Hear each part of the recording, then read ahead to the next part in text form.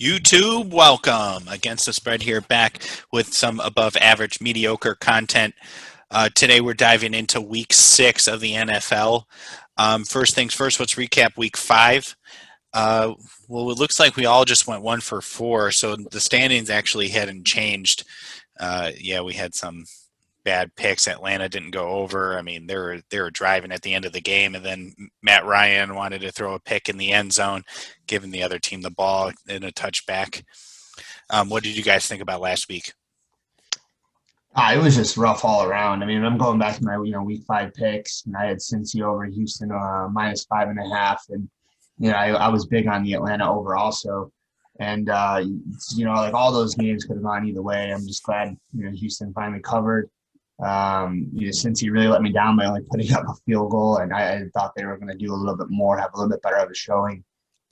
Joe, I was And waiting Lamar, for Mr. Burrow to just be slinging the rock, and he did not look very accurate.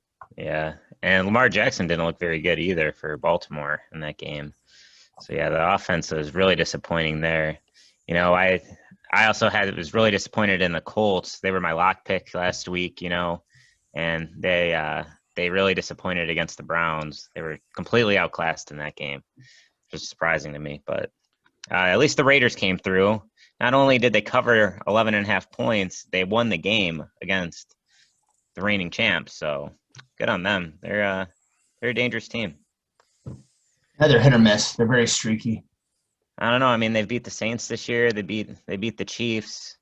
They hung with the Patriots most of that game till it kind of got out of hand at the end. But I mean, I think they're a playoff team for sure, especially with the expanded playoffs. So we'll see. We'll see. Well, I'll kick it off here.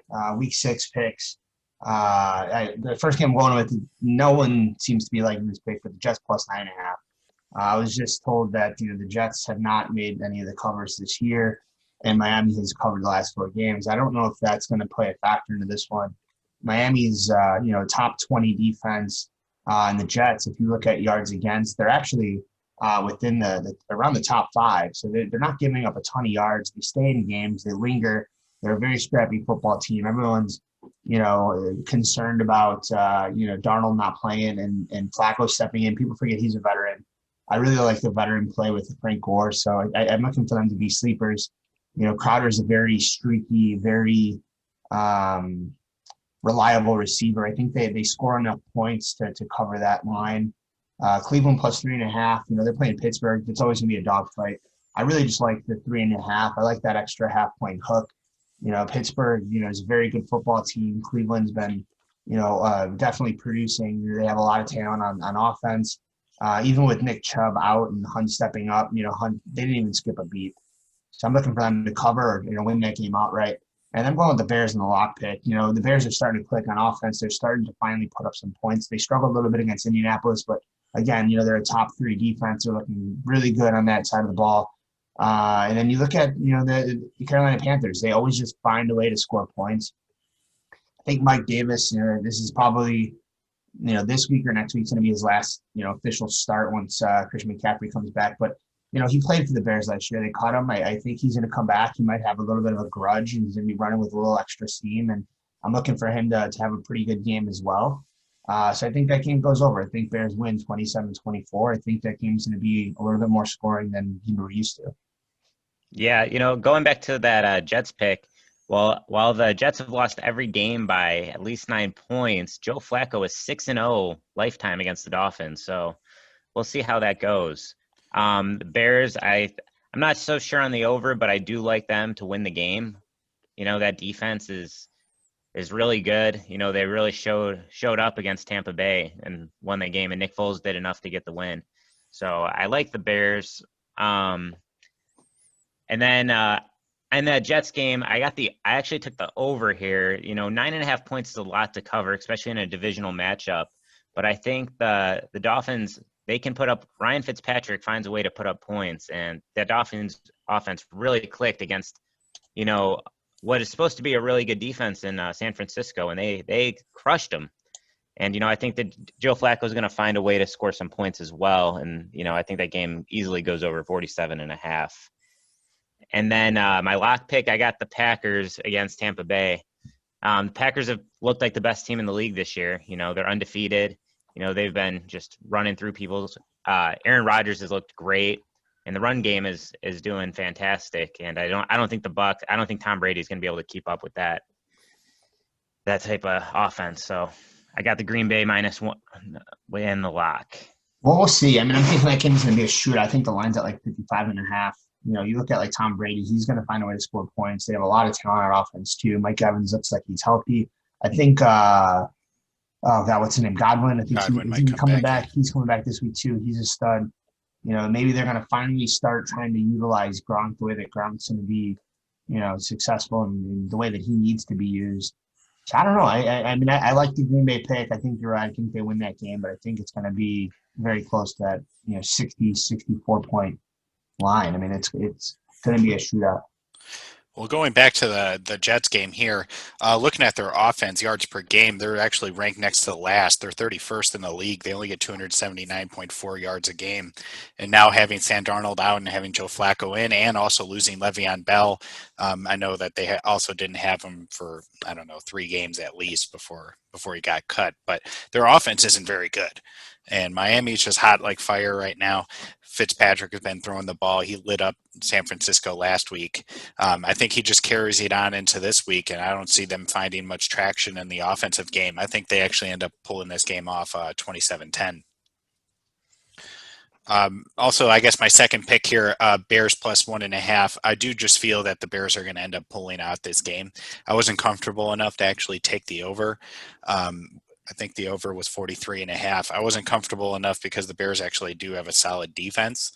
We'll see what happens because Mike Davis getting cut and he might have a grudge out, but the Bears defense and their rush game, if he can get to the quarterback and against Teddy Bridgewater, I think that he makes some mistakes and some turnovers and they can keep this game low. My guess is that the Bears end up pulling this game off 23-20, something close to that. My third game, Tennessee -3.5. That's my lock pick here. I am a Houston fan, but problem is that Tennessee has a better offense, better defense, better special teams. I just think that they're the better team overall. I just don't think Houston's going to be able to, pull this game out.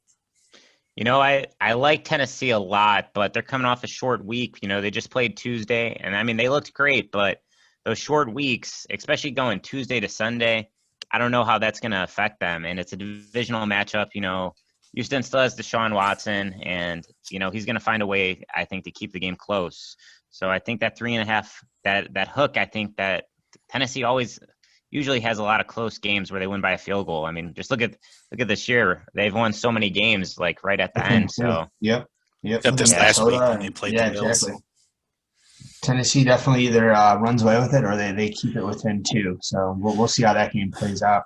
The thing is, the way that they played the Bills, everyone was super high on the Bills being 4-0, and then they just come into Tennessee and just get manhandled, and they're not the team that we thought they were. It was really. I know that the short week is like a big deal, is what you're thinking, but I mean that's like a Sunday to Thursday. I mean that's no different, really. I think the question was the Bills who we thought they were? That's the other question on that, because they did not look very good, and I would argue that like Tennessee's offense is a little bit better than their defense. Their defense is, you know, I think it's top 15, but it's not like Indianapolis or Baltimore. Yeah, and you know what's really surprising about the way Tennessee handled the Bills was Tennessee had I think one practice leading up to that game because of the restrictions, you know, and Buffalo had plenty of time to prepare. You know, they should have and it looked the opposite. It looked like Tennessee was the ones who had all the practice and Buffalo wasn't on the right page at all. So I do want to call out though, if you remember from, you know, week 1 we were going through the sleepers. Ryan Tannehill was one of my sleeper quarterbacks this year.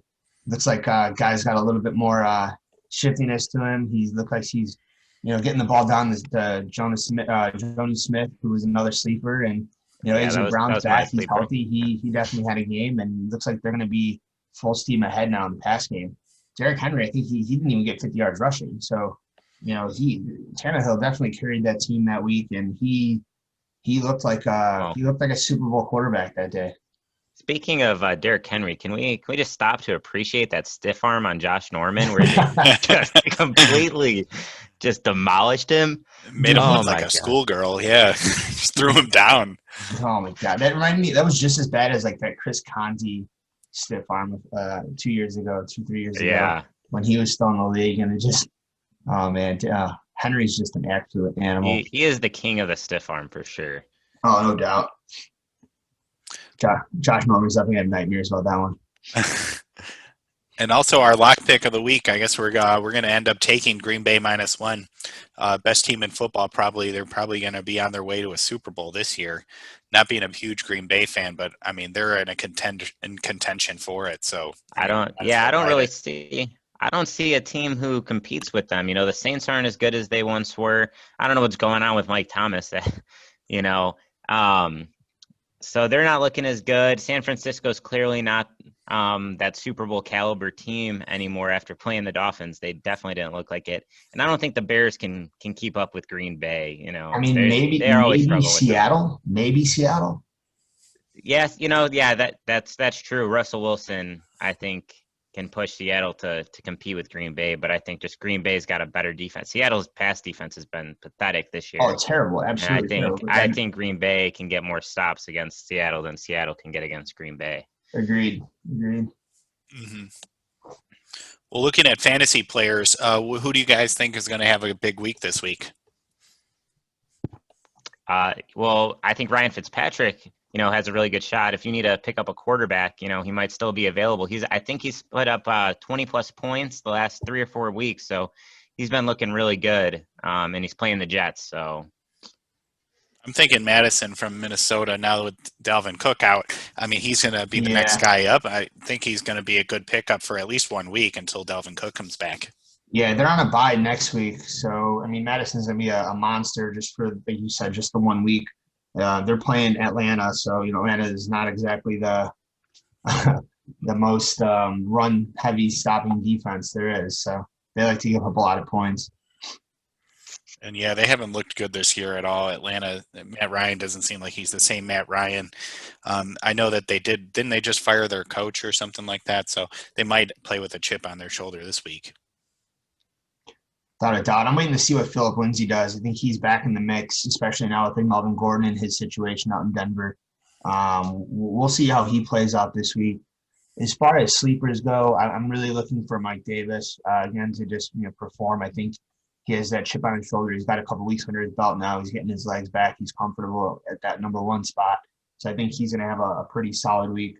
I'm also thinking that Chart on Jacksonville has a comeback week. I know he's got a little bit of a lingering ankle issue, but you know he put up big numbers the week before, and I think if he didn't go down with that little bit of an ankle tweak in the beginning of the second half, he would have had another monster week. He was already targeted like 8 or 9 times and had four catches, and he's just a big part of that offense. You know, one last question: what do you guys think Le'Veon Bell is going to do on the Chiefs? What do you think his role will be? He's going to be the Hunt of the Chiefs. I mean, I don't even know why they even needed him other than just to show off and stack their lineup. I mean, the first week he's not going to probably do anything. He's got to get, I guess, in tune with their offense and figure out their playbook and stuff like that. But he is an all-around back, catching back, running back. I know they have Clyde Edwards-Helaire, so I think they'll end up probably splitting a little bit of time because they don't want him to feel like he's on the back burner and on his way out, I actually think they use him in more of like a slot and drag motion type of offense. Like I think you're going to see him like flash, right in front of the line. I think you're going to see him coming out of the slot. I think you're going to be doing like a lot more, fake pitches, handoffs to Clyde Edwards and vice versa. I think they're going to be a little bit more tricky in their plays now that they have them. But again, they're not going to see any of that for another 2-3 weeks because he's got to get them settled on the offense. And why would KC shift their offense to accommodate this guy? Quite yet. I mean, they're not exactly the easiest team to stop already. So. Yep, good point. All right, well, that's it for this episode. If you guys like our content, please subscribe and like our videos. We'll see you guys next week.